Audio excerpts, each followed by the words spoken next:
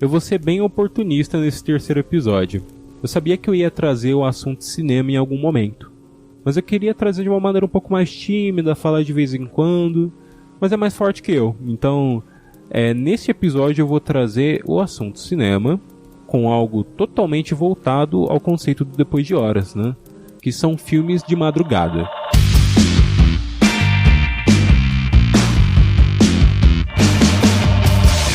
Esses filmes eles não passam necessariamente durante a madrugada, mas eles são meio que a vibe desse podcast, né? Esse podcast é publicado toda sexta-feira à meia-noite, porém você pode ouvir às 3 horas da tarde de um sábado e tá tudo bem. Então esses filmes você pode assistir em outro horário, mas eles têm pra mim um quê meio de madrugada. Então no dia que você tiver com um pouco de sono e tal, e falar assim, que filme que eu vou assistir? Pode ir atrás desses filmes, que eles são ótimos, e eu vou indicar aí 2 pesos, né? Eu vou, assim, balancear um pouco, porque são 2 filmes, um deles é bem conhecido, e o outro nem tanto, mas eu gostaria que fosse muito conhecido, então eu recomendo para todo mundo praticamente. O primeiro filme é Clube da Luta. Clube da Luta é um filme que você provavelmente já ouviu falar alguma vez, e talvez já tenha ouvido até o desfecho dele. Porque ele é um daqueles filmes que tem um plot twist que muda toda a história, sabe? Um ponto de virada que muda a história do nada, né? E você acha que a história está caminhando para um sentido, mas na verdade aquilo muda e tipo te mostra que na verdade o sentido que você estava assistindo, né, e que você achava que estava entendendo, na verdade você não estava entendendo tanto assim, né? E o Clube da Luta ele faz isso, né? Ele a princípio parece um filme sobre um clube da luta, mas no final ele se mostra outra coisa. Ele se mostra uma história de dupla personalidade. É um filme dirigido pelo David Fincher, foi lançado em 1999 e é inspirado num livro do Chuck Palahniuk. 1999 foi o final dos anos 90. E a cultura dos anos 90, né, ela comentava muito sobre o existencialismo. Então as bandas do início dos anos 90, o Nirvana, o Pearl Jam, o Nine Inch Nails, o Radiohead também, que eu sou muito fã. Todas essas bandas estavam comentando sobre isso, né? Foi o surgimento do rock alternativo. E no cinema isso era refletido também. E, nos anos 90 surgiu Tarantino, né? Então, era um cara totalmente com conceito pop e tal. Eu gosto muito da vibe dos anos 90, provavelmente eu vou trazer muita coisa sobre os anos 90 aqui, que foi a época que eu nasci, né, em 1996. Mas ali no final dos anos 90 você tem tudo isso refletido e também, assim, um medo que as pessoas tinham sobre um possível bug do milênio. O calendário mudando de 1999 para 2000 fosse acabar com toda a tecnologia. É um pensamento maluco, é bem parecido com um possível fim do mundo em 2012, como a gente achava que poderia ter acontecido. Mas, tinha meio com esse quê, assim, sobre, e aí qual que é o meu papel nesse mundo, né? E tipo, para onde estamos evoluindo? A tecnologia está evoluindo, mas qual que é o meu papel? E não só ligado à tecnologia, né, mas a um quê existencial sobre como você como pessoa, né? E isso é algo que a gente ainda tem um pouco mais, e aliás tem bastante, mas na época ali estava do seu jeito anos 90, né? Isso estava tão enraizado nos filmes que os temas eram até bem parecidos. Eu vou citar o exemplo de outros 2 filmes além do Clube da Luta.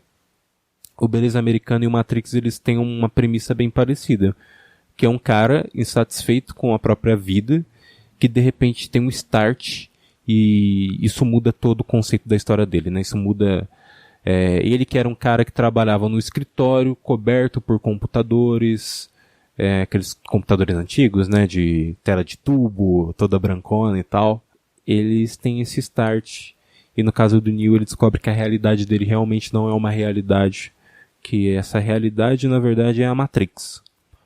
No Beleza Americana, o Kevin Spacey ele decide meio que despirocar, no sentido da palavra, e aí ele larga o emprego, ele começa a trabalhar no McDonald's, que é um emprego que ele tinha quando era mais jovem, se sentia bem com aquele emprego, não importava o que podia ser para as outras pessoas, e ele resolve comprar o próprio carro dele, E, bom, dentro do Clube da Luta, a gente tem a história do Tyler Durden, que é um cara que não reconhece nem o próprio nome.